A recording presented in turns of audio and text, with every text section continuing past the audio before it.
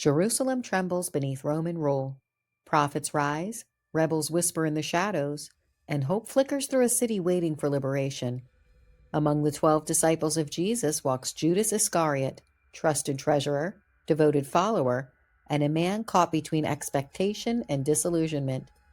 Betrayal does not appear overnight. It grows quietly, fed by fear, frustration, and the desperate need for certainty.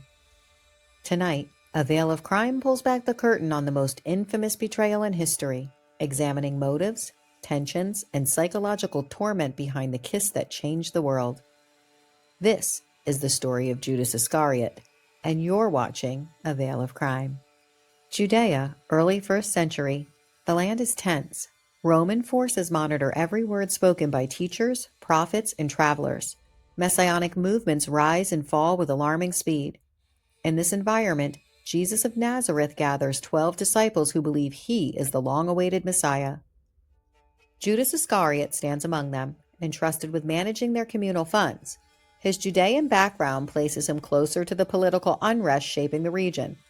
Historical sources and modern scholarship suggest Judas may have wrestled with what kind of Messiah Jesus was becoming, one who spoke not of rebellion, but of sacrifice.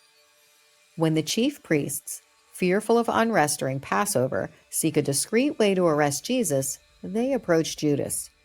30 pieces of silver, historically the price of a slave, is offered. Whether driven by greed, disillusionment, or a misguided belief that this confrontation might force Jesus into decisive action, Judas accepts. In the Garden of Gethsemane, the signal of arrest is given, a kiss. Soldiers move in. Jesus is seized. The disciples scatter, and Judas is left alone with the weight of what he has done. What follows is one of history's most tragic endings. Ancient sources record 2 different accounts of Judas's death. The Gospel of Matthew states that Judas, overwhelmed with remorse, returned the silver and died by hanging. The Book of Acts presents a separate, more graphic description. Judas falling headlong in a field associated with betrayal money, his body rupturing upon impact.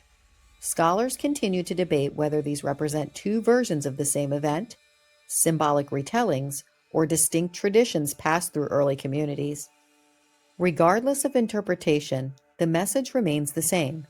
Judas's despair overwhelmed any hope he might have had for redemption.